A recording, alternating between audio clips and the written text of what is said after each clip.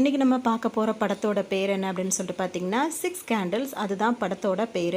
வாங்க கதைக்குள்ளே போயிடலாம். இப்போ எடுத்த உடனே பார்த்தீங்கன்னா ஷியாம் இருக்கார்ல, அவர் தான் இந்த குளத்தில் இருக்கார். அதாவது என்ன சொல்கிறது, அவ்வளோ ஒரு எப்படி சொல்கிறது, கிட்டத்தட்ட சொல்லணும் அப்படின்னா ஒரு பிச்சைக்கார குளத்தில் அந்த மாதிரி இருக்கிறதுக்கு காரணம் என்ன அப்படின்ற மாதிரி இருக்கும். இந்த படத்தில் பார்த்தோம் அப்படின்னா வந்து ஷியாமுக்கு வந்து இவ்வளோ நடிக்க தெரியுமா அப்படின்ற மாதிரி நம்மளுக்கு இருக்கும். அந்த அளவுக்கு அவர் சூப்பராகவே நடிச்சிருப்பார். கதையும் ரொம்ப நல்லாயிருக்கும். இவர் ஏன் இந்த மாதிரி ஆறினார் அப்படின்ற மாதிரி இப்போ ஃப்ளாஷ்பேக் தான் காட்டுவாங்க. அதில் பார்த்தீங்கன்னா அவருக்கு வந்து ஒரு அழகான ஒய்ஃப் இருப்பாங்க. சூப்பராக குட்டி பையன் ஒருத்தன் இருப்பான். அந்த பையனுக்கு பார்த்தீங்கன்னா 6வது பர்த்டே வரும். ஸோ அதுக்காக வந்து ரொம்ப வீட்டில் வந்து ரொம்ப சந்தோஷமாக இருப்பாங்க. அந்த பையன் பார்த்தீங்கன்னா அம்மாவை அவனுக்கு ரொம்ப பிடிக்கும். அதை விட அவனுக்கு அப்பானா ரொம்ப ரொம்ப இஷ்டம். இதனாலே எப்படி மாறி மாறி கிண்டல் பண்ணுறது, சந்தோஷமாக இருக்கிறதுன்ற மாதிரி ரொம்ப அழகாக இருக்கும் அவங்களோட இது. அது ஒரு பாட்டிலேயே வந்து ஒரு பையன் கூட எவ்வளோ ஃப்ரெண்டாக எவ்வளோ ஒரு க்ளோஸாக இருக்கிறாங்க அப்படின்றத ஒரு பாட்டிலேயே காட்டி முடிச்சிருவாங்க. அதுக்கப்புறம் பார்த்திங்கன்னா அங்கே ஹோட்டல்லாம் போயிருக்கும்போது இன்னொரு பொண்ணுக்கு கூட ஷியாமை ரூட் விட்டுருப்பாங்க. அதை ஒய்ஃப் பார்த்துருவாங்க. அப்படியே இது பண்ணிவிடுவோன்னு சொல்லிட்டு மிரட்டி விடுவாங்க. அதோட ஏன்னா அவர் அந்த அளவுக்கு க்யூட்டாக ஹேண்ட்ஸமாக இருப்பார். அந்தளவுக்கு அந்த படத்தில் எல்லாமே நல்லாயிருக்கும். அந்த மாதிரி அவங்க ஸ்டோரி வந்து அந்தளவுக்கு போயிட்டுருக்கும். அதோட பார்த்திங்கன்னா வந்து அவருக்கு ஒரு ஃப்ரெண்டு, அவர் ஒரு நல்ல ஐடி கம்பெனியில் தான் வேலை பார்ப்பார். அவரோட ஃப்ரெண்டு ஒருத்தர் இருப்பார். அவங்க ஒய்ஃப், இவங்க எல்லாருமே ரொம்ப சந்தோஷமாக இருந்துகிட்டு இருப்பாங்க. இப்போ பார்த்திங்கன்னா அவரோட பிறந்தநாள் வந்திருக்கும். அதாவது குட்டி பையனுக்கு வந்து அவங்களோட ஷியாமோட பையனுக்கு வந்து பர்த்டே வர்றதுனால இவங்க என்ன பண்ணுவாங்கன்னா பீச்சுக்கு கூப்பிட்டு வந்திருப்பாங்க. அந்த பர்த்டே முடிஞ்ச உடனே சரின்னு சொல்லிட்டு அங்கே ஒரு பொண்ணு வந்து பூ விற்க வருவாங்க. அந்த பூ வந்துட்டு பார்த்திங்கன்னா இது வாடவே வாடாதுக்கா, அது வாங்கிக்கிங்க, 100 ரூபா தான் அப்படின்னு சொல்லிட்டு அந்த பொண்ணு சொல்லிட்டே இருக்கும். எனக்கு 50 ருபீஸ்க்கு தான் வேணும் அப்படின்னு சொல்லிட்டு இவங்க பார்க்கிங் பண்ணிட்டு இருப்பாங்க. அந்த பொண்ணு இதெல்லாம் போய் சொல்ல மாட்டேங்க்கா, 10 ரூபா தான்க்கா லாபம் கிடைக்கும் அப்படின்னா சரி ஓகே 75 தான் அப்படின்னு சொல்லிட்டு அவங்க பேசிகிட்டே இருப்பாங்க. உடனே இவங்க ரொம்ப நேரம் ஆர்கியூமெண்ட் போயிட்டே இருக்கும். இவங்க பையன் இவங்க கிட்ட தான் இருந்துட்டு இருப்பாரு. இப்போ ஷியாம் வந்து பார்த்துட்டு என்ன நீ யார்கிட்ட தான் நீ இது பேசணும் அப்படின்றது இது இல்லாமல் போச்சு அப்படின்னு சொல்லிட்டு அந்த பொண்ணுக்கிட்ட 100 ரூபா கொடுத்து அந்த பூவையே வாங்கிடுவார். வாங்கிட்டு கௌதம் எங்க அப்படின்னு சொல்லிட்டு கேட்பாரு. அப்போ தான் இவங்க திரும்பி பார்ப்பாங்க, இங்கே தானே இருந்தால் காணுமே அப்படின்னு சொல்லிட்டு இப்போ 2 பேருக்கும் பதட்டமாக போயிடும். உடனே அது வேற பீச்சாக வேற போயிடுச்சா, எங்கேயோ சுற்றி சுற்றி தேடுவாங்க. கௌதம் கௌதம் கௌதம் சொல்லிட்டு அவங்க அலறிட்டு இருப்பாங்க. அவங்க அப்பா அம்மா 2 பேருமே ரொம்ப கஷ்டப்படுவாங்க, கவலைப்படுவாங்க. அந்த பையன் கிடைக்கவே மாட்டான். அப்படியே தேடி தேடி தேடி தேடி சாயங்காலமே ஆகிடும். அந்த பையன் கிடைக்கவே மாட்டான். அப்புறம் ரொம்ப அவங்க பேசி பேசி பார்த்தீங்கன்னா இவங்களும் வந்துட்டு மயக்கம் போட்டு விழுவாங்க. அப்போ அவர் சரியான ஒரு கேள்வி கேட்பாரு. என்னப்பா நீ வேறு இப்படி பண்ணுற, ஏற்கனவே அவனுக்கானு தேடிட்டு இருக்கேன், இப்போ உன்னை வேறு பார்க்கணுமான்னு வேறு கேட்பார். பார்த்தீங்களா, ஒரு நியாயமான கேள்வியாக இருக்குது. அதாவது இந்த மாதிரி ஒரு சூழ்நிலை வரும்போது அந்த விஷயத்தில் நம்ம கவனம் செலுத்துவோமா, இல்லை இருக்கிறவங்க மயக்கம் போட்டு விழுந்தோ அதை கவனிப்போமான்ற மாதிரி இருக்காது. அந்த மாதிரி தான் அவர் கேட்பார். அப்போ வந்து இன்னொருத்தர் வந்து இவர் இருக்கார்ல, அவர் வந்து கேட்பார், என்னாச்சு சண்டையா சொல்லிட்டு மக்கள்லாம் கூடி கேட்பாங்க. இல்லை பையனோட வந்தோம், இன்றைக்கி அவனுக்கு பிறந்தநாள், இன்றைக்கி பீச்சில் வரும்போது அவன் தொலைஞ்சிட்டான் அப்படின்னு சொல்லும்போது போலீஸ் ஸ்டேஷனில் வாங்க கம்ப்ளைண்ட் கொடுக்கலாம் அப்படின்னு சொல்லிட்டு இப்போ எல்லோரும் போலீஸ் ஸ்டேஷனுக்கு வருவாங்க. அங்கே அவர் வந்து இப்போ எஸ்ஐயை பார்த்து கம்ப்ளைண்ட் கொடுக்கணும்னு சொல்லும்போது அவங்க கொடுங்க அப்படின்னு சொல்லிட்டு அவங்க அது ஃபோட்டோ இருக்கா அந்த மாதிரி டீட்டெயிலாக எழுதி கொடுங்கன்னு சொல்லிட்டு இருப்பாங்க. அவங்க ஒரு பக்கம் அழுதுகிட்டே இருப்பாங்க அவங்க ஒய்ஃபு. எங்கே பார்த்தீங்கன்னா அங்கே ஆல்ரெடி ஒருத்தர் கிரிமினலை பிடிச்சி அரெஸ்ட் பண்ணி வச்சுருப்பாங்க. அந்த ஆள் உட்காந்துருக்க மாடலை பார்த்தாலே நம்மளுக்கு அப்படி இருக்கும். குத்த வச்சு உட்காந்துக்கிட்டு இவங்க அழுதுகிட்டு இருப்பாங்க, கவலைப்பட்டுக்கிட்டு. அதுவும் கல்யாணம் ஆன ஒருத்தவங்க. இங்கே பார்த்தீங்கன்னா இந்த ஆள் பார்த்தீங்கன்னா அவங்கள பார்த்து கண்ணடிச்சிக்கிட்டும் ஒரு மாதிரி இது மாதிரி அசிங்கமாக அந்த மாதிரி வேலையெல்லாம் பார்த்துக்கிட்டு இருப்பார். அதை பார்க்கவே நம்மளுக்கு அருவருப்பாக இருக்கும். அவங்களே வேதனையில் இருக்காங்க, இது தெரியாமல் இவன் பாட்டுக்கும் இந்த மாதிரி பண்ணிகிட்டு இருப்பான். அது சில பேர் அப்படி தானே இருக்காங்க. சரி அதோட சரின்னு சொல்லிட்டு இப்போ அவங்க டீட்டெயிலாம் அவங்க கலெக்ட் பண்ணி வாங்கினதுக்கு அப்புறம் பார்த்தீங்கன்னா சரி நாங்கள் தகவல் தெரிஞ்சால் சொல்கிறோம் அப்படின்னு சொல்லிட்டு சொல்லுவாங்க. சரி என்ன சரி இப்படி சொல்கிறீங்க, எங்களுக்கு உடனடியாக சொல்லுங்கள், இப்போ என்னப்பா இப்போ தானப்பா கொடுத்துருக்கீங்க கம்ப்ளைண்ட்டு, வந்தால் நாங்கள் சொல்கிறோம் அப்படின்வாங்க. சரின்னு சொல்லிட்டு வலுக்கட்டாயமாக வீட்டுக்கு அனுப்பினோன்னே வீட்டுக்கு வருவாங்க. பார்த்தீங்கன்னா அந்த பிறந்தநாள் கொண்டாடின அப்படியே இருக்கும் வீடு. பிறந்தநாள் கொண்டாடிட்டு இப்போ போயிருக்காங்க, கேக்லாம் வெட்டிட்டு. அதை பார்த்தோன்னு அவங்க ஒய்ஃபால் தாங்க முடியாது, அப்படியே அழுதுகிட்டே இருப்பாங்க. இப்போ அந்த பீச்சில் வந்து இவங்களுக்கு ஹெல்ப் பண்ணிகிட்டு இருக்காருல, அவர் என்ன சொல்வார்னா, அவங்க வந்து அவங்களுக்கு சாப்பிடவே இல்லை, அவங்களுக்கு ஏதாவது சாப்பாடு வாங்கி கொடுங்க, அவங்களுக்கு தூக்கம் வந்தால் கூட டேப்லெட் கொடுத்து அவங்களை தூங்க வைங்க, அவங்க நல்லா ரெஸ்ட் எடுக்கணும், நீங்கள் தூங்கிடாதீங்க அப்படின்னு சொல்லிட்டு நான் கிளம்புறேன் சார்ன்னு சொல்லும்போது, சார் நீங்களும் கிளம்புறீங்களா, கொஞ்சம் நேரம் இருங்கன்னு இவர் சொல்லுவார். யார் என்னன்னே தெரியாது. கொஞ்சம் நேரம் இருங்கன்னு சொன்னோன்னா சரி ஓகே சார் நான் இருக்கிறேன், நான் வீட்டுக்கு வேணால் ஒரு ஃபோன் அடித்து தகவல் சொல்லிட்டு நான் இங்கேயே தங்கிக்கிறேன்னு சொல்லிட்டு அவரும் இங்கேயே இருப்பார். சரின்னு சொல்லிட்டு அவங்க ஒய்ஃபுக்காக ஒரு ஆறுதல் சொல்லிட்டு இருப்பார். அப்போ தான் பார்த்தீங்கன்னா அவங்க ஒய்ஃப் வந்துட்டு பார்த்தீங்கன்னா அன்றைக்கி இப்போ பர்த்டே நடந்துச்சு பார்த்தீங்களா, அப்போ என்னென்னலாம் நடந்தது அன்றைக்கி அப்படின்றத யோசிச்சு பார்ப்பாங்க. அப்போ அந்த பையனுக்கு பிறந்த நாளைக்கு எல்லாரையுமே இன்வைட் பண்ணியிருப்பாங்க, பெரிய அளவில் வந்து செலிப்ரேட் பண்ணியிருப்பாங்க. அப்போ அவங்க அப்பா வந்து அந்த பையனுக்கு என்ன சர்ப்ரைஸ் பண்ணுவாருன்னா, ஒரு டிவி, அந்த டிவியில் வந்துட்டு பார்த்தீங்கன்னா அது குட்டி பையன் பிறந்ததுலேருந்து அவன் எப்படிலாம் வளர்ந்தான் கொண்டான் அப்படின்றது இந்த 6 வயசு வரைக்கும் அவர் சூப்பராக கிளிப்பெல்லாம் எடுத்து வச்சு இந்த பையனை நல்லா பார்த்து வச்சுக்கோங்க. அதாவது ஏன் சொல்கிறேன் அப்படின்னா இவன் தான் பிறந்தநாள் பையன், இவன் தான் இப்போ காணா போயிட்டான், இந்த பையன் பேர் தான் கௌதம், இவனை நல்லா பார்த்து வச்சுக்கோங்க. அதுதான் நான் சொல்கிற விஷயம். இப்போ இந்த பையன் பார்த்தீங்கன்னா அந்த வீடியோலாம் பார்த்தா அவனுக்கு ரொம்ப சந்தோஷமாக இருக்கும். நம்ம இப்படிலாம் பிறந்திருக்கோம், இந்த சைஸில் பிறந்திருக்கோம், இந்த வயசில் 1வது படிக்கும் போது 2வது படிக்கும், அதாவது என்ன சொல்கிறது, 1 வயசு 2 வயசுலாம் நம்ம இந்த மாதிரி இருந்திருக்கோம்னு சொல்லிட்டு அவனுக்கு ரொம்ப சந்தோஷமாக இருக்கும். சரின்னு சொல்லிட்டு கேக்கெல்லாம் வெட்டி சந்தோஷமாக இருந்துட்டு தான் பீச்சுக்கு போகலான்னு வந்திருப்பாங்க. அங்கே தான் வந்துட்டு இந்த பையன் வந்து மிஸ் ஆகிருப்பான். இப்போ ஷியாமும் பார்த்தீங்கன்னா ரொம்ப ரொம்ப கவலையாக இருப்பார். அதெல்லாம் யோசிச்சு பார்த்துட்டு அதே அவருக்கு வருத்தம் தாங்க முடியாது. தனியாக நின்று ரொம்பவே யோசிச்சுட்டே இருப்பார். அப்போ தான் இந்த நியூஸ் கேட்டு அவரோட ஃப்ரெண்டு இருக்கார்ல, அவர் வேக வேகமாக இங்கே வருவார். அதாவது ஃப்ரெண்டு வந்து பார்த்தீங்கன்னா, இப்போ என்னடா ஆச்சு கௌதம் மிஸ்ஸிங் ஆமே அப்படி இப்படின்னு ஒன்று ஆமாடான்னு சொல்லிட்டு இவர் அழுவ ஆரம்பிச்சிருவார். அப்போ தான் அவர் சொல்லுவார், எங்கள் அக்கா பொண்ணு கூட இப்படி தாண்டா காணா போயிட்டா, ஆனால் வந்து கிடச்சிட்டாடா, கண்டிப்பாக கிடச்சிருவாங்க, நீ கவலைப்படாத அப்படி இப்படின்னு சொல்லிட்டு ஆறுதல் சொல்லுவார். கிடச்சிருவாளடா அப்படின்னு சொல்லிட்டு அவங்க 2 பேருமே அப்படியே ரொம்ப பதட்டப்பட்டுக்கிட்டே இருப்பாங்க. சரி வா கம்ப்ளைண்ட் கொடுத்துட்டேன்னு கேட்கும்போது கொடுத்துட்டேன்னு சொல்லுவேன். சரி வா போய் ஸ்டேஷனில் போய் விசாரிப்போன்னு வருவார். இங்கே பார்த்தீங்கன்னா எஸ்ஐ வந்துட்டு சாப்பிட்டுட்டு இருப்பார். அதாவது சட்டையை மட்டும் கழட்டி வச்சு சாப்பிட்டுட்டு இருப்பார். இங்கே 2 பேர் வந்த உடனே என் பையன் கிடச்சிட்டானான்னு சொல்லிட்டு கேட்பாங்க. 3 மணி வரைக்கும் ரோந்து போயிட்டு இப்போ தான் காலையில் சாப்பாடே சாப்பிட்டுட்டு இருக்கேன். இப்போ வந்துட்டு நீங்கள் கிட்ட என்ன செய்ய முடியும், கிடச்சா கண்டிப்பாக இன்ஃபார்ம் பண்ண தானே போகிறோம் அப்படி இப்படின்னு. சார் கொஞ்சம் சீரியஸ்னஸோட பேசுங்க சார், சின்ன பையன் சார், அதான் அவனுக்கு இன்றைக்கி பிறந்த நாள் கூட அப்படி இப்படின்னு சொல்லுவார். கண்டிப்பாக என்னால் முடிஞ்சதை நான் உங்களுக்கு செய்கிறேன், அவன் கிடச்சானா கண்டிப்பாக நான் உங்களுக்கு நான் எவ்வளோ போலீஸ்காரங்க வந்து நேரம் பக்கம் தூங்காமல் தேடிக்கிட்டு இருக்கோம், கொஞ்சம் சொன்னால் புரிஞ்சுக்குங்க அப்படி இப்படின்னு சொல்லவும் சரின்னு சொல்லிட்டு இப்போ இவங்க வந்துட்டு மாறி மாறி அவங்களுக்கு ஆறுதல் படுத்திட்டே இருப்பாங்க. அப்போ அந்த வழியில் போகிற குட்டி பசங்கள்லாம் பார்த்து அந்த பையனோட அம்மா வந்து அந்த அவங்களோட பையனை நினச்சி ரொம்ப அழுதுகிட்டே இருப்பாங்க. அதோடு பார்த்தீங்கன்னா போலீஸ் ஸ்டேஷனே இப்போ கதின்னு இருப்பாங்க. அதாவது இங்கேயே தான் சுற்றிட்டு இருப்பாங்க, எப்படியாவது அந்த பையனை கண்டுபிடிச்சிடணும் அப்படின்னு சொல்லிட்டு.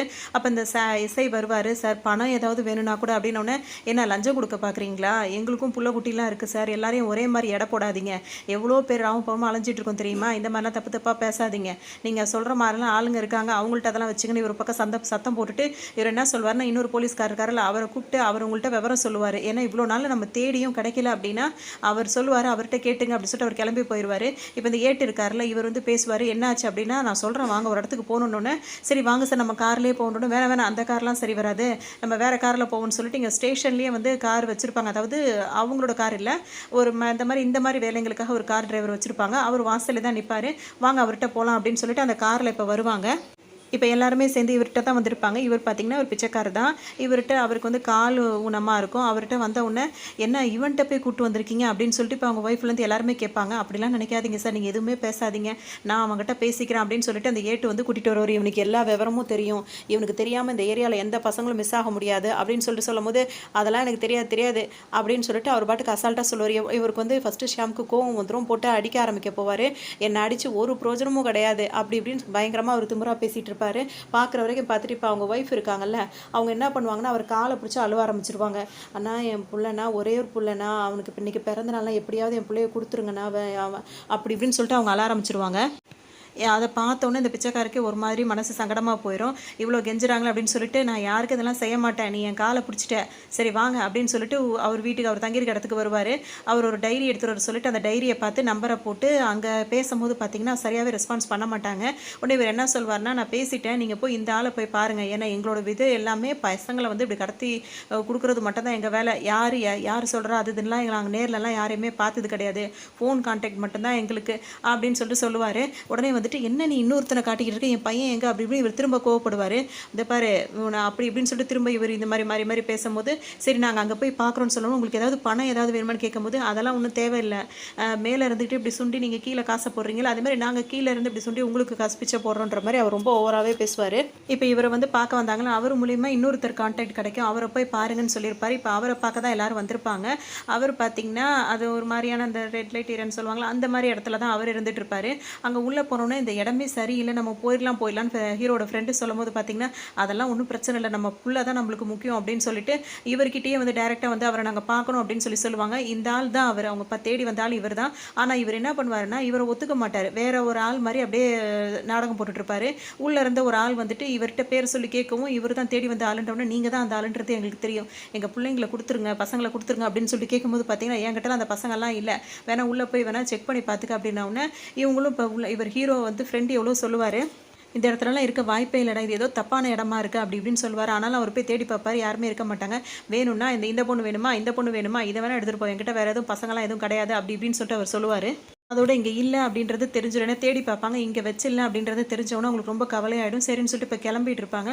கிளம்பும் போது பார்த்தீங்கன்னா அவரை வந்துட்டு இப்போ அவங்க ஒய்ஃப் வந்து கால் பண்ணுவாங்க, பையன் கிடச்சிட்டானு கேட்கும்போது, இல்லை எனக்கு என்ன சொல்கிறதுனே தெரியல அப்படின்னு சொல்லிட்டு இவங்க அழுவாங்க. அவரும் ஷாம் 2 பேருமே ஹஸ்பண்டோட 2 பேரும் அழுதுட்டு இருப்பாங்க. அப்போ இந்த கார் ஓட்டிகிட்டு இருக்க ஃப்ரெண்டு இருக்கார்ல, அவர்கிட்ட ஃபோன் வந்துடும், நீ அவங்க ஒய்ஃபை பார்த்துக்க, நான் அவனை பார்த்துக்கிறேன், எப்படியாவது குழந்தையோட தான் வருவோம், பையனோட வருவோம் அப்படி இப்படின்னு சொல்லிட்டே இருப்பாங்க. இவங்க காரில் வந்துட்டு இருக்கும்போது பார்த்தீங்கன்னா நடு ரோட்டில் அந்த குட்டி குழந்தை ஒன்று நின்றுட்டு இருக்கும். இதை பார்த்தோன்னா அவருக்கு ஹீரோக்கு ஒரு மாதிரி ஆகிடும். அந்த குழந்தைய தூக்கி வச்சுக்கிட்டு இங்கே யாரும் இருக்கீங்களா இருக்கீங்க கேட்கும்போது பார்த்தீங்கன்னா ஒரு பைத்தியக்காரத்தனமான வேலையை வந்துட்டு ஒரு லூசுத்தனமான வேலை பார்த்துட்டு இருக்குங்க பிள்ளைய ரோட்டில் விட்டுட்டு. அதோட அவருக்கே ஒரு மாதிரி ஆயிடும். அந்த பிள்ளைய அங்கே விட்டுட்டு அவர் பாட்டுக்கு கிளம்புவார். இப்போ ஹீரோ வந்து பார்த்தீங்கன்னா ஒரு ஃப்ரெண்டோட திரும்ப இவரை பார்க்கவே வருவார். ஏன்னா இவர் சொன்ன இடத்துக்கு அவர் போயிருந்தார்ல, அங்கே எந்த பிள்ளைங்களும் இல்லவே இல்லை. அங்கே போய் இவருக்கு கால் பண்ணும்போது இவர் எடுத்துருக்க மாட்டார். காலை கட் பண்ணி விட்டுட்டு சுவிட்ச் ஆஃப் வேறு பண்ணி வச்சிருப்பார் இந்த ஆள். அதனால் கோவப்பட்டுட்டு நீ வந்து கேட்கும்போது நான் ஃபோனை கட் பண்ணதுக்கே வந்து நீ என் மேலே கோவப்படுறியா, என்கிட்டயே ஆட்டம் காட்டுறானுங்க, பிள்ளைங்களை கேட்குற வரைக்கும் கேட்குறாங்க, அதுக்கப்புறம் நம்மக்கிட்டேயே ஆட்டம் காட்டுறானுங்க, எனக்கு வேறு எதுவும் தெரியாத, அவங்க வேறு ஊரை சொல்கிறாங்க அப்படின்னு சொல்லிட்டு அவர் முடிச்சுப்பார். இப்போ ஆல்ரெடி வந்து ஹீரோ வந்துட்டு அந்த எஸ்ஐயை பார்க்கும்போது நாங்கள் கமிஷனரை பார்க்கலாமா அப்படின்னு சொல்லி கேட்கும்போது அது உங்களோட விருப்பம் அப்படின்னு சொல்லிடுவார். அதனால் இப்போ கமிஷனர் தான் இவரை பார்க்குறதுக்காக இப்போ வந்திருப்பாங்க. வந்துட்டு அவர்கிட்ட சொன்ன அதே டீட்டெயில் இப்போ இவர்கிட்டையும் சொல்லுவாங்க. இப்போ இவர் என்ன சொல்வார் அப்படின்னா, நீங்கள் யார்கிட்ட கம்ப்ளைண்ட் கொடுத்தீங்க கேட்கும்போது அந்த எஸ்ஐ பேரை சொல்வார். அவர் நல்லா பார்ப்பாரு, இருந்தாலும் இருக்கட்டும் நானும் உங்களோட என்ன இதுன்னு டீட்டெயில் பார்த்துக்கிறேன் அப்படின்னு சொல்லிட்டு உடனே கிளம்பிடுவார். சார் அவங்க நின்றுட்டே இருப்பாங்க. அவங்க கூட உள்ளவங்களாம் சமாதானம் பண்ணி வெளியே கூப்பிட்டு வந்துருவாங்க. அதோட ஒரு மாதிரி சங்கடமாக போகும். திரும்ப அழுதுட்டு கவலைப்பட்டுட்டு இப்படியே தான் இருப்பாங்க. அதோட இப்போ பார்த்தீங்கன்னா இப்போ ஆந்திரா பார்டர் அந்த மாதிரி இடங்கள்லாம் இருக்குல்ல, அங்கே வேணால் இருக்க வாய்ப்பு இருக்குது அப்படின்னு சொல்லி சொன்னோம். நான் அந்த ஊருக்கு போகிறேன் அப்படின்னு சொல்லிட்டு இப்போ ஹீரோ நிற்பார். உடனே அவங்க ஃப்ரெண்டெல்லாம் வந்துட்டு தடுப்பாங்க. என்னடா சொல்கிற, உள்ளூரில் தேடினா பரவாயில்லடா, வெளியூர் பக்கம்லாம் போனோம்னா ரொம்ப கஷ்டம்டா, தெரியாத இடத்துல போய் நீ என்ன பண்ண போகிற அப்படின்னு. நீ அதை அவன் பார்க்குற இப்போ எப்படியாவது நம்ம தான் இவ்வளோ கம்ப்ளைண்ட் கொடுத்துருக்கோம், இவ்வளோ இடத்துல தேடிட்டு இருக்கோம், பையன் எப்படியாவது கண்டிப்பாக கிடச்சிருவான், ஆனால் அவன் பொண்டாட்டி நினச்சிப்பாரு, அவள் அழுதுகிட்டே இருக்கா அப்படி இப்படின்னு இவர் எவ்வளோ சொல்லுவார். அவர் அதெல்லாம் கண்டுக்கவே மாட்டார். நீங்கள் 1000 சொல்கிறீங்கடா, ஆனால் என் பையன் வந்து இல்லாமல் என்னால் வாழவே முடியாது, என் பையனை நான் எப்படியாவது கண்டுபிடிச்சே ஆகணும், நான் வருவேன்னு சொல்லிட்டு என் பையன் வெயிட் பண்ணிட்டு இருப்பான் அப்படி இப்படின்னு சொல்லிட்டு இவர் பாட்டுக்கு சொல்லுவார். அதோட இதெல்லாம் புரிஞ்சுக்கிட்ட இப்போ ஹீரோயின் வந்து பார்த்தீங்கன்னா இப்போ அழுதுகிட்டே ரூம்குள்ளே போவாங்க. அவங்களை சமாதானப்படுத்துறதுக்காக இப்போ ஹீரோவும் பின்னாடியே போவார். ஆனால் அவங்க என்ன பண்ணுவாங்கன்னா ஹீரோக்கு தேவையான துணிமணிலாம் எடுத்து வச்சுருவாங்க. எடுத்து வச்சுட்டு உட்காந்து அழுதுட்டு இருப்பாங்க. எப்படியாவது பையன் கிடச்சா போதும் அப்படின்ற மாதிரி இப்போ இவங்க 2 பேருமே அழுதுட்டு இருப்பாங்க. இப்போ இவர் போகிற வழியெல்லாம் பார்த்தீங்கன்னா அந்த போஸ்டர்லாம் பார்த்துக்கிட்டே இருப்பார். ஏன்னா அவங்க பையனோட போஸ்டர் வந்து ஒட்டியிருப்பாங்க, அந்த மாதிரி காணவில்லை அப்படின்ற மாதிரி. அதனால ஒருத்தருக்கா தகவல் தெரியுது அப்படின்னு சொல்லிட்டே இருப்பாங்க. அப்போ இவருக்கு ஒருத்தர் கால் பண்ணுவார். அவர் யாராக இருக்கும் அப்படின்னு சொல்லிட்டு பார்த்தீங்கன்னா அந்த இந்த ஸ்டேஷன்லேருந்து ஒருத்தர் கார் டிரைவராக வந்தார்ல, அவர் வந்து கால் பண்ணி உங்கள்கிட்ட ஒரு முக்கியமான விஷயம் சொல்லணும் சார் அப்படின்னு சொல்லுவார். என்ன சொல்லுங்க அப்படின்ன உடனே நேரில் தான் சார் பார்த்து சொல்லணும் அப்படின்னு நேரில் இப்போ வர சொல்லிடுவாங்க. இப்போ அவர் வந்து அவங்க சொன்ன அந்த ஆந்திரா பக்கம் அவர் போக ரெடி ஆகிட்டாரு. இப்போ இவர் வந்து என்ன சொல்வார்னா, சார் நீங்கள் அந்த பக்கம் போகிறீங்கல்ல, அது இந்த அவர் ஒரு இன்ஃபர்மேஷன் கொடுப்பாரு. எனக்கு என்னமோ இங்கே இருக்குன்னு தோணுது சார் அப்படின்னு. எனக்கு இப்போ நீங்கள் இவ்வளோ விவரம் சொல்கிறீங்க, ஆனால் இந்த இடம்லாம் எனக்கு புதுசு, உங்களுக்கு நீங்கள் அங்கே அடிக்கடி போயிருக்கேன்னு சொல்கிறீங்க, நீங்கள் என் கூட வர முடியுமான்னு சொல்லிட்டு இப்போ ஹீரோ கேட்பாரு. அதுக்கு அவர் என்ன சொல்வார்னா, எப்படி சார் திடுப்புன்னு கூப்பிடுறீங்க, எப்படி சார் வர முடியும், ஃபேமிலியை வேற பார்க்கணும் அப்படி இப்படின்னு சொல்லிட்டே இருப்பாரு.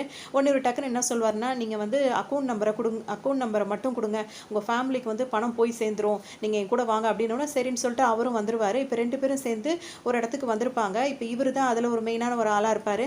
அவர் எங்கன்னு கேட்கும்போது இவங்க எல்லாரும் வந்து அவர் கோவிலுக்கு போயிருக்காருன்னு சொல்லவும் சரின்னு சொல்லிட்டு இப்போ கோவிலுக்கு அவரை தேடி வருவாங்க.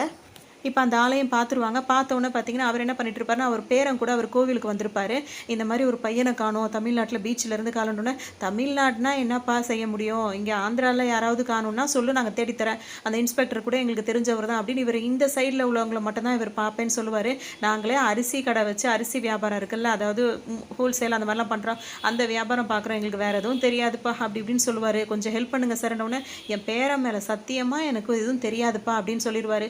உடனே வந்து ஹீரோவும் சரின்னு சொல்லிட்டு அங்கேருந்து கிளம்பிடுவார். என்ன நினச்சாரோ தெரில, திடீர்னு என்ன பண்ணுவாருன்னா வேகமாக போய் அவரை போட்டு அடிக்க ஆரம்பிச்சிருவார். தாத்தாவை கண்ணு முன்னாடியே அடிக்கிறத பார்த்தோன்னு அந்த பேரன் வந்து அழ ஆரம்பிச்சிருவான். அவன் பாட்டுக்கு ஒரு பக்கம் அழுதுகிட்டே இருப்பான். இவர் போட்டு அந்த தாத்தாவை புரட்டி எடுத்துட்டு தண்ணிக்குள்ளே தூக்கி போட்டுருவார். அங்கே போனோன்னே அவர் சொல்வார், இந்த உயிருக்கு பயந்துலாம் இந்த தொழிலுக்கு நாங்கள் வரலடா, ஆமாம் அந்த பையனை நாங்கள் தான் கடத்தணும், இப்போ என்ன சொல்கிற, அதெல்லாம் கொடுக்க முடியாது அப்படி இப்படின்னு சொல்லுவார். சுட்டுருவோன்னு இவர் மிரட்டுவார். சுடுறா பார்ப்போம், நீ சுடு, உனக்கு தைரியமான ஆளாக இருந்தால் சுடு அப்படி இப்படின்னு சொல்லிட்டு ரொம்ப திமுறாக பேசிகிட்டு இருப்பார். இவருக்கு கோவம் தாங்காது. என்ன பண்ணுவாருன்னா, அவர் பேரன் அழுதுகிட்டே வருவான் பார்த்தீங்களா, அந்த பேரனை பிடிச்சி வச்சுப்பார். கூட வந்து உன தம்பி இப்படி செய்யாதீங்கன்னு ரொம்பவே அவர் வற்புறுத்திட்டு இருப்பார். அதோட இவ்வளோ நேரம் திமுறா பேசின தாத்தா வந்து பார்த்திங்கன்னா பேரன் தலையில் கண்ணு வச்ச உடனே பயப்பட ஆரம்பிச்சிருவார். அப்போ பேரன் தலையில் சத்தியம் பண்ணும்போது மட்டும் என்ன அது வந்து நம்மளுக்கு ஒரு மாதிரி தான் இருக்கும். அதோட இப்போ என்ன பண்ணுவாருன்னா, இவரை மிரட்டி பேச சொல்லுவார். இப்போ அங்கேருந்து இங்கே கான்டாக்ட் கிடைக்கும். அவர்கிட்ட வந்துட்டு இந்த மாதிரி ஒரு பையனை பிடிச்சோம் இல்லையா, அந்த பையனை பற்றி டீட்டெயில் வேணும், ஒருத்தன் வருவான் அப்படி இப்படின்னு சொல்லுவார். சரி, ஆனால் இவரை மிரட்டினதை பற்றிலாம் அவர் சொல்லிக்க மாட்டார். அதாவது கொடுத்துடணும்னு இவங்கள பேசிக்கிட்டாங்கன்னா கொடுத்துருவாங்க, அது சில விஷயங்கள்லாம் இருக்கும்ல, அந்த மாதிரியே போகும். இப்போ அவன் பேர் என்ன, உன் பேர் என்ன அப்படின்னு எல்லாத்தையும் கேட்டுக்கிட்டு இப்போ வந்து கடைசியில் அங்கே கிளம்பி போகலான்னு சொல்லிட்டு முடிவெடுப்பார். கிளம்புறப்ப வந்து அந்த குட்டி பையன் கிட்ட வந்து மன்னிப்பு கேட்பார் ஹீரோ. மன்னிச்சிருடா, நான் தெரியாமல் பண்ணிட்டேன், எனக்கு வேறு வழி தெரியல அப்படின்னு சொல்லிட்டு அங்கேருந்து இப்போ கிளம்பி இப்போ ஃபோனில் பேசினாங்களே அந்த ஆளை பார்க்குறதுக்கு தான் வருவாங்க. அவங்க பார்த்திங்கன்னா மாடு எல்லாம் இருக்குது பார்த்தீங்களா, அந்த பீஃப் ஸ்டால் போட்டிருப்பாங்க. அதோட இவங்க 2 பேரும் இப்ப கிளம்புவாங்க. அப்ப டிரைவர் என்ன கேட்பாருன்னா, "எப்படி சார் அவன் பொய் சொல்றான்னு கண்டுபிடிச்சீங்க?" அப்படின்னு சொல்லிட்டு கேட்பாரு. அவன் நம்மகிட்ட பேசும்போது என்ன சொன்னான், "நாங்க அரிசி வியாபாரம் பண்றோம். எங்களுக்கு வேற எதுவும் தெரியாதுன்னு" சொன்னான். ஆனா அங்க உள்ள அவன் தான் அந்த ஆள் தான் அந்த ஊர்ல பெரிய ஆளா இருப்பாரு. அந்த கல்வெட்டுல வந்து என்ன வெட்டியிருக்கும்னா, இந்த ஆளோட பேர போட்டு அதாவது கல் குவாரி கான்ட்ராக்டர் அப்படின்ற மாரி போட்டிருக்கும். அத வச்சு தான் நான் இவர கண்டுபிடிச்சேன். அவன் பொய் சொல்றான் அப்படின்ன உடனே, அப்ப அந்த ஆள் பொய் தான் சொல்லியிருக்காருன்றத அப்படிதான் கண்டுபிடிச்சிருப்பாரு. சரின்னு சொல்லிட்டு இப்ப அவங்க சொன்னாங்கல்ல, அந்த இடத்துக்கு வந்தீங்கன்னா, அவங்க வந்து அந்த பீஃப் ஸ்டால் தான் வச்சிருப்பாங்க. நெறைய மாடுங்கள வெட்டி வெட்டி அந்த மாரி ஒரு பையில போடுறது, கொள்றது அந்த இடமே ஒரு மாரியா இருக்கும் பார்க்கறதுக்கே. அந்த இடத்துக்கு அப்படியே போகும்போது அங்க உள்ளது எல்லாமே அந்த முகரைங்கள பார்க்கும்போது ஒவ்வொன்னும் ஒரு தினசா இருக்கும். அப்படியே பார்த்துக்கிட்டே வருவாங்க. அந்த கிழவன் அங்க இருந்தார்ல, அந்த ஆள் என்ன வேலை பார்த்துருப்பாருன்னா, இவங்கள நைஸா அனுப்பி விட்டுட்டு, இவங்கள வந்து போட்டு தள்ளுங்க அப்படின்ற மாரியும் சொல்லி விட்டுருப்பாரு. இவங்க கிளம்புன உடனே, இவனுங்க வந்து அப்படியே காட்டுற மாரி கூட்டிட்டு வருவாய்ங்க. அவனுங்க கண் ஜாட மாறி மாறி காட்டிக்குவாய்ங்க. அந்த மாரி பண்ணும்போது பார்த்தீங்கன்னா, இப்ப சுத்தி இருக்கவங்கலாம் என்ன பண்ணுவாங்கன்னா, இவங்கள பையன காட்டுறேன்ற பேர்ல கூட்டிட்டு வந்துட்டு, உள்ள வந்து அந்த கடைக்கு உள் பக்கமா ஒரு இடம் இருக்கும். அந்த பக்கமா வந்துட்ட உடனே இவங்கள வந்து போட்டு தள்ளிடலாம் அப்படின்ற மாரி அவங்க முயற்சி பண்றது இவர் கண்டுபிடிச்சிருவாரு. உடனே இவர் எல்லாரையும் போட்டு அடி அடின்னு அடிப்பாரு. உடனே இவன் வந்து என்ன சொல்லுவான்னா, "உன் பையன் இன்னும் உயிரோட இருப்பான்னு நீ நினைக்கிறியா? வரும்போது அந்த பைய மூட்டை மூட்டையா கடந்துச்சே, அதெல்லாம் வந்துட்டு மாட்டுக்கறி நீ நினைக்கிறியா? அதுல ஒரு பையில தான் உன் பையன் இருக்கான்" அப்படின்ற மாரி சொல்லிருவாரு. அவருக்கு அவ்வளோதான் ஒரு மாரி ஆயிடுவாரு. உடனே வேகமா வந்துட்டு அந்த பையெல்லாம் பிரிச்சு பார்க்கும்போது பார்த்தீங்கன்னா, அங்க அதுல வந்து உண்மையிலேயே ஒரு அந்த குழந்தை அந்த மாதிரிலாம் இருக்கும். அதெல்லாம் பார்க்கும்போது அவர் ரொம்ப பதறி போயிருவாரு. ஆனா அவர் பையனா இருக்காது. ஆனா இந்த மாதிரி வேலை இவ்வளோ கேவலமான வேலையெல்லாம் இவங்க பார்க்கிறாங்கன்றது அவருக்கு ரொம்ப கோவமாகி என்ன பண்ணுவாருன்னா, கடப்பாறையிலேயே அவர் ஒரு வழியா ஆக்கிருவாரு. இந்த மாதிரி எனக்கு யாருமே செஞ்சதில்லை. என்னை குத்துனா கூட நான் இது பண்ண மாட்டேன். எனக்கு கடப்பாறையிலே என்னை இறக்கிட்டடா அப்படி இப்படின்னு சொல்லிட்டு, உன் பையனை தேடி பிச்சைக்காரனா தானே நீ அலைவ அப்படி இப்படின்ற மாதிரி திட்டுவாரை தவிர்த்து சொல்லுவாரை தவிர்த்து உண்மையை சொல்ல மாட்டாரா. அப்படியே அவர் அங்கேயே மயங்கி விழுந்துருவாரு. அதோட இப்போ வேற ஒரு கான்டாக்ட் அவங்களுக்கு கிடச்சிருக்கும். இப்போ அவர் மூலியமா மிரட்டி அவர்கிட்ட அந்த கான்டாக்ட் படி போகணும் அப்படின்னா, அந்த ஊர் அதாவது என்ன சொல்கிறது, ஆந்திரா பார்டர் தானே, அந்த சைடில் வந்துட்டு எப்படி இருப்பாங்களோ அதே மாதிரி லுக்கில் இவர் போவார். ஏன்னா இப்போ சண்டைலாம் போட்டுறனால மூஞ்சிலலாம் பயங்கர காயமாக இருக்கும். இருந்தாலும் முடிஞ்ச அளவுக்கு அவர் ட்ரெஸ்ஸிங்லாம் கரெக்டாக பண்ணிட்டு நெத்தியில் நீட்டாக ஒரு பொட்டை வச்சுக்கிட்டு அவர் அந்த ஆளை பார்க்க போயிடுவார். அங்கே போயிட்டு பார்த்தீங்கன்னா, இந்த மாதிரி சொத்து இருக்குது, அதை விற்கணும், எவ்வளோ டாக்குமெண்ட்டு அது இதுன்னு சொல்லிட்டு இவர் பாட்டுக்கு ஒரு இதாக பேசுவார். அவருக்கு அந்த வேலை அவர் பார்க்கறதுனால அவர் தடுமாறி பேசுவார். இதை பார்த்தவொடனே இந்த ஆள் வந்து கண்டுபிடிச்சிருவாரு. பையனா பொண்ணா அப்படின்னு சொல்லிட்டு கேட்பாரு. அவருக்கு புரியாது. காணா போனது பையனா பொண்ணா அப்படின்னு சொல்லிட்டு இவர் கேட்பாரு. அப்போ அவர் நேரடியாகவே அவர் விஷயத்துக்கே வந்துருவாரு. உடனே இப்போ டக்குன்னு ஹீரோ என்ன சொல்வார்னா, சார் என் பையன் சார், இதை வந்து அவன் 6 வயசு பையன் சார், எப்படியாவது என் பையனை கொடுத்துருங்க அப்படி இப்படின்னு சொல்லும்போது, இது எங்களோட பிஸ்னஸ், அதனால் அப்படி இப்படின்னு சொல்ல, நான் என்ன வேணால் செய்கிறேன் சார், என் பையனை கொடுத்துருங்க அப்படின்னோடனே, சரி என்ன வேணால் செய்வியா அவன் பையனுக்காக, என்ன செய்வேன்னு கேட்கும்போது, நீங்கள் என்ன கேட்குறீங்களோ அதை செய்கிறேன்ற மாதிரி ஒரு வார்த்தை சொல்லிடுவார். அதுக்காக அந்த என்ன செய்வார்னா, 1 கோடி ரூபா பணம் கேட்பாரு. 1 கோடி ரூபாயா, எப்படி சார், என்னால் 1 கோடி ரூபாலாம் என்கிட்ட இல்லை சார், நான் ஒரு சாதாரண குடும்பம் தான் சார் அப்படி இப்படின்னு அவர் எவ்வளோ சொல்லுவார். அதெல்லாம் கிடையாது, 1 கோடி ரூபா நீ கொடுத்த அப்படின்னா பையனை கண்ணில் காட்டுவோம் அப்படி இப்படின்னு சொல்லுவார். அதோட பார்த்தீங்கன்னா, இப்போ ஹீரோவுக்கு வந்து கோவமே வந்துடும். என் பையனை நான் கூட்டிகிட்டு போகிறதுக்கு எதுக்கு சார் நான் பணம் கொடுக்கணும் அப்படின்னோடனே, இந்த மாதிரிலாம் பேசினாலும் உன் பையன் கிடைக்க மாட்டான்ப்பா, பையன் வேணும்னா காசு வேணும், அதான் என்ன வேணால் செய்வேன்னு சொன்னீல, 1 கோடி ரூபாயை ரெடி பண்ணு சார். நிஜமாவே எங்கள்கிட்ட அந்த அளவு காசு இல்லை, வேணால் நீங்கள் உங்களுக்காக நீங்கள் கேட்குறது வேணால் 50 lakhs வேணால் நான் கொடுக்குறேன், அதுவும் வந்து என் வீட்டை விற்று என் வேலை பார்க்குற இடத்துல கடன் வாங்கி நான் உங்களுக்கு அந்த பணத்தை கொடுத்துறேன், எப்படியாவது என் பையனை கொடுத்துருங்க அப்படி இப்படின்னு அவர் சொல்லிட்டே இருப்பார். சரி நான் சொல்கிற அட்ரஸுக்கு போ அப்படின்னு சொல்லிட்டு அவர் ஒரு அட்ரஸை கொடுப்பாரு. அங்கே தான் இந்த ஆள் இருப்பார். இவரை பார்த்தாலே நம்மளுக்கு அவ்வளோ கோவம் வரும். அந்த மாதிரி தான் அது முகரக்கட்டை அப்படி வச்சுக்கிட்டு அவர் பேசுகிறத பார்த்தா அப்படி தான் இருக்கும். அதாவது அவரோட கேரக்டர் வந்து நம்மளுக்கு அவரே வந்து அவ்வளோ டென்ஷனில் இருக்கார். இது ரொம்ப அவரை வெறியேற்றுற மாதிரியே தான் இருந்தாலும் பேசிகிட்டு இருப்பார். பார்த்தீங்கன்னா இவங்க 2 பேரும் பேசிகிட்டே இருக்கும் போதே பார்த்தீங்கன்னா ஒரு ஸ்கூல் பொண்ணை வந்து தூக்கிட்டு வந்திருப்பாங்க. அதை பார்த்தோன்னே இப்போ ஹீரோக்கு வந்து ஒரு மாதிரி பதட்டமாக போயிடும். என்னது என்னன்னு கேட்கும்போது, அதெல்லாம் ஒன்றும் இல்லை, அது புதுசாக ஒரு பீஸ் வந்திருக்கு, இப்போல்லாம் குழந்தைங்களை வச்சுட்டு நாங்கள் பல்பு செய்கிறோம் அப்படி இப்படி என்னென்னமோ அது மாதிரி சொல்லுவார். சின்ன பசங்களாம் இருந்தால் தான் கிட்னி, அப்புறம் கண், ஹார்ட்டுன்னு எல்லாம் விலை போகுது, நம்மளோட ஹார்ட்டை கொடுத்தா தான் அந்த மாதிரிலாம் ரேட்டு போகாது, சின்ன பசங்களுக்கு தான் அவ்வளோ மதிப்பு, அந்த மாதிரிலாம் சொல்லிட்டு இருப்பாங்க இந்த படத்தில். இப்போ பேசிக்கிட்டு வந்தார்ல ஒயிட் ஷர்ட் போட்டுட்டு, அவரோட லவ்வராக தான் இவர் இருப்பார் அப்படி தான் சொல்லணும். அந்த மாதிரி தான் இது 2 இருந்துட்டு இருக்கும். இப்போ என்ன பண்ணுவாருன்னா, இவர் என்ன சொல்லுவாருன்னா, இவர் தான் மெயின் வில்ல மாதிரி அப்படின்னு காட்டுவார். கொண்டு வந்து இவர்கிட்ட தான் நீங்கள் கேட்கணும், எங்களோட பாஸ் இவர் தான் அப்படின்னு சொல்லிட்டு இவரை கொண்டு வந்து காட்டுவார். இவர்கிட்ட காட்டினோடனே இப்போ ஹீரோ வந்து ரொம்ப கெஞ்சி தான் பேசிகிட்டே இருப்பார். எப்படியாவது என் பையன் வேணும் சார், அவன் சின்ன பையன் சார் அப்படி இப்படின்னு சொல்லிட்டே இருப்பார். அதெல்லாம் நாங்கள் இது பண்ண முடியாது, 50 lakhs வந்து பேசியிருக்கீங்களா, அந்த 50 lakhs உடனே எங்களுக்கு ட்ரான்ஸ்ஃபர் ஆனால் மட்டும்தான் பையனை கண்ணில் காட்டுவோம் அப்படின்னு சொல்லிட்டு அவர் சொல்லுவார். அதுக்கு இப்போ ஹீரோ என்ன சொல்லுவாருன்னா, நான் உங்களுக்கு கண்டிப்பாக பணம் கொடுக்குறேன் சார், கொடுக்காமலாம் நான் போக மாட்டேன், ஆனால் என் பையன் இங்கே தான் இருக்கான்றதை என்னால் கன்ஃபார்ம் பண்ணிக்கிட்டேன்னா எனக்கு ஒரு நிம்மதியாக இருக்கும்ல, அதுக்காகவாது என் பையனை கண்ணில் காட்டுங்க சார் அப்படின்னு சொல்லிட்டு எவ்வளோ கெஞ்சி கேட்பாரு.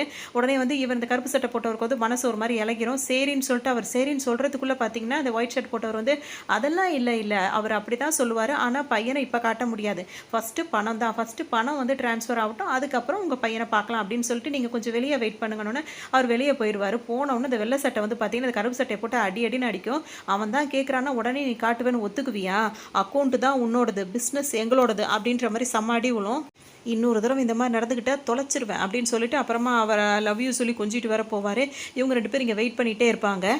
அப்போ இந்த டிரைவர் என்ன சொல்வாருன்னா, சார் நீங்கள் இவ்வளோ பணத்தை கொடுக்க போகிறீங்களான்னு சொல்லிட்டு கேட்பாரு. ஆமாம், ஏன்னா எனக்கு என் பையன் தான் முக்கியம், பணம்லாம் எனக்கு முக்கியம் இல்லை அப்படின்னு சொல்லுவார். சார் 50 லட்சம்னா ரொம்ப பெரிய தொகை சார், ஒரு அதை நம்ம 3 தலைமுறையே வாழலாம், அந்த மாதிரி பெரிய அமௌண்ட் சார், அது கொஞ்சம் யோசிங்க சார். ஒருவேளை பணத்தை கொடுத்ததுக்கப்புறம் அவன் பையன் நம்ம பையன் அங்கே இல்லை அப்படின்னா ஏமாந்துருவோமே அப்படி இப்படின்னு சொல்லுவார்.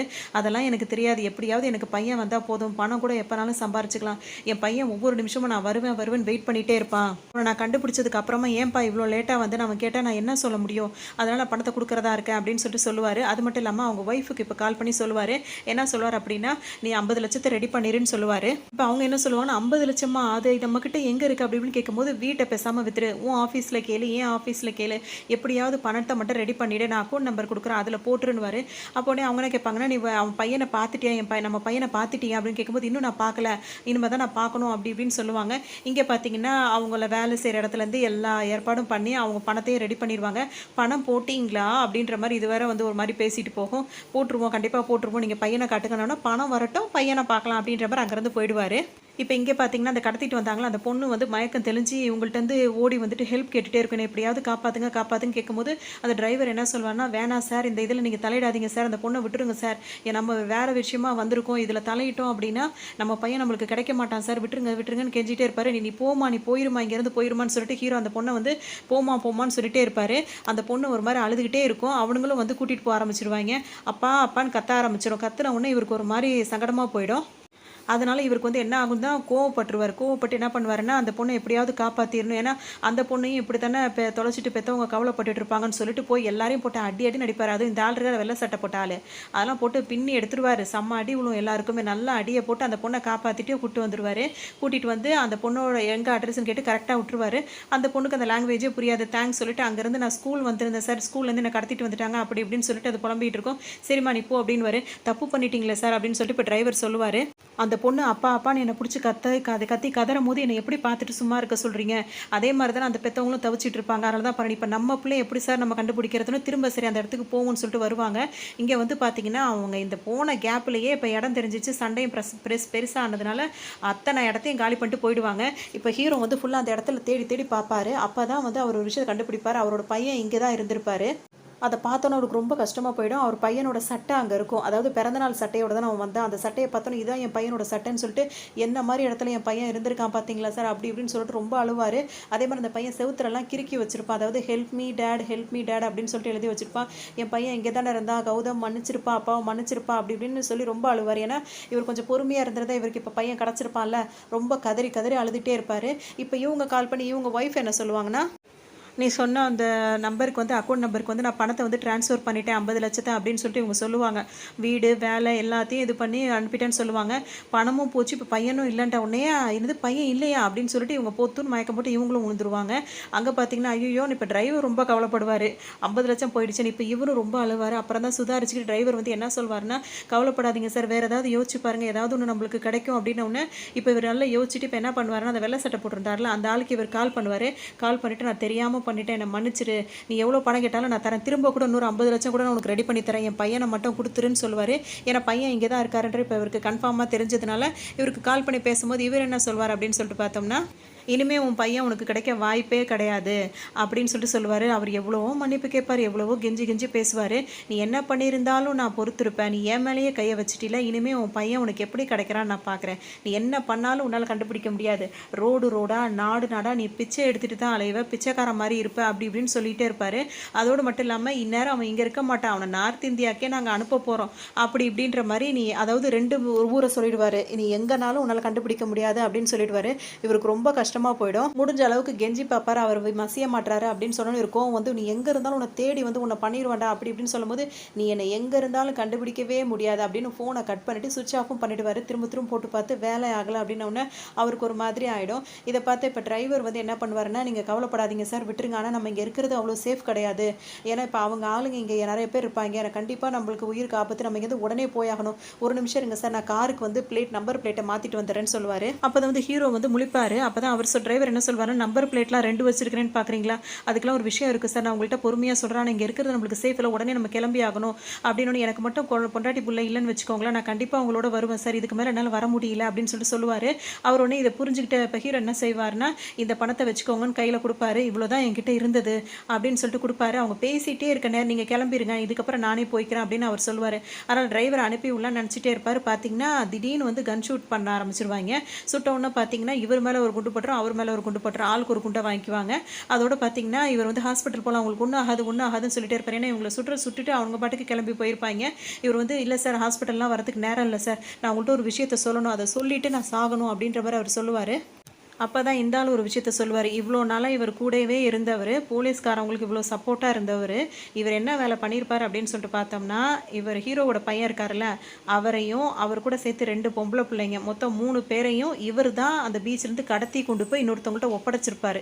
அதை இப்போ வெளிப்படையாக சொன்னோன்னே இவருக்கு ரொம்ப அதிர்ச்சியாகிடும். இவ்வளோ நேரம் இவர் நம்மளுக்கு ஹெல்ப் பண்ணதை நினச்சி சந்தோஷப்படுறதா, இவரால் தான் இவ்வளோ பிரச்சனை நினச்சி கவலைப்படுறதானே இப்போ அவருக்கு ஹீரோவுக்கு புரியாது. அவருக்கு ரொம்ப கஷ்டமாயிடும். என்னை மன்னிச்சிருங்க சார், எல்லாம் அந்த பாலா போனால் பணம் தான் சார், எப்படியாவது மேலே வந்துடணும் அப்படின்னு நினச்சி இந்த மாதிரி கிடைக்கிற வேலையெல்லாம் செஞ்சு தான் சார் நான் இந்த மாதிரி ஆயிட்டேன், என்னை மன்னிச்சிருங்க சார், ஆனால் உங்களுக்கு நான் அதை செஞ்சிருக்க கூடாது, உங்களோட நல்ல மனசுக்கு, அதாவது என் குடும்பத்தை பார்த்தீங்களே, அதாவது இவர் நிறைய பணம் கொடுத்துருப்பார் குடும்பத்துக்காக, நீங்கள் தான் சார் மனுஷன், அதனால தான் நான் சாகுற நேரத்தில் உண்மையை சொல்லிட்டு சாகணும்னு நினச்சேன் சார், எப்படியாவது நீங்கள் அதை உங்கள் பையனை காப்பாற்றிருங்க சார், கண்டிப்பாக உங்கள் பையன் கிடப்பான் அப்படி இப்படின்னு பேசுகிறத பேசிட்டு அவரும் இறந்து போயிடுவார்.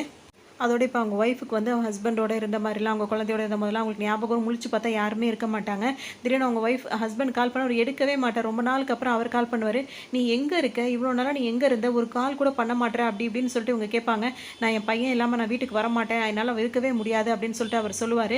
அவன் இதுக்கு மேலே நீ தேட வேணாம், நம்ம எவ்வளோ தேடிட்டோம், இதுக்கப்புறம் என்ன செய்யறதுன்னு எனக்கு தெரியல, நீயும் இல்லைன்னா நான் என்ன செய்வேன், நீ அவனை தேடி போகிற, இங்கே நீயும் இல்லை அவனும் இல்லை, நான் மட்டும் தனியாக இருக்கேன், எனக்கு நிம்மதியே இல்லை, வீடு கூட இப்போ நம்ம விற்றுட்டோம், வீடு தேடி அலைஞ்சிட்டு இருக்கோம், தனியாக இருந்து நான் எவ்வளோ கஷ்டப்படுறேன் தெரியுமா, நீ எப்படியாவது வந்துடுங்க அப்படி இப்படின்னு அவங்க அழுதுகிட்டே இருப்பாங்க. அதுக்கு இவர் என்ன சொல்வாருன்னா, இப்போ ஊருக்கு வந்துட்டு கலர் கலராக ட்ரெஸ்ஸை போட்டுட்டு சுற்றிட்டு இருக்க சொல்கிறியா, நான் பையனோட தான் வருவேன், நீ கொஞ்ச நாள் எனக்காக பொறுமையாக இரு அப்படி இப்படின்னு சொல்வார். இவங்களும் எவ்வளோ அழுது பார்ப்பாங்க. அதோட ஒன்றும் வேலை நடக்காது. அதோட சரின்ட்டு இவங்களும் ஃபோனை வச்சுருவாங்க.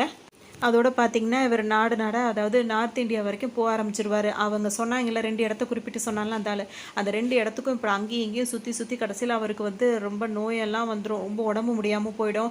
அப்படியே வந்து அவர் பார்த்துக்கவே முடியாது, எந்த வேலையும் இல்லாமல் வேற இருக்காரு, அப்படியே ஆளே அடையாளம் தெரியாத அளவுக்கு மாறிடுவார். அதனால தான் இப்போ அப்படியே அந்த பிச்சைக்கார குளத்தில் அவரை பார்த்தோம் பார்த்தீங்களா, அதில் தான் அவர் வந்து அந்த மாதிரி மயங்கி போய் ஒரு இடத்துல இப்படியே கிடப்பார்.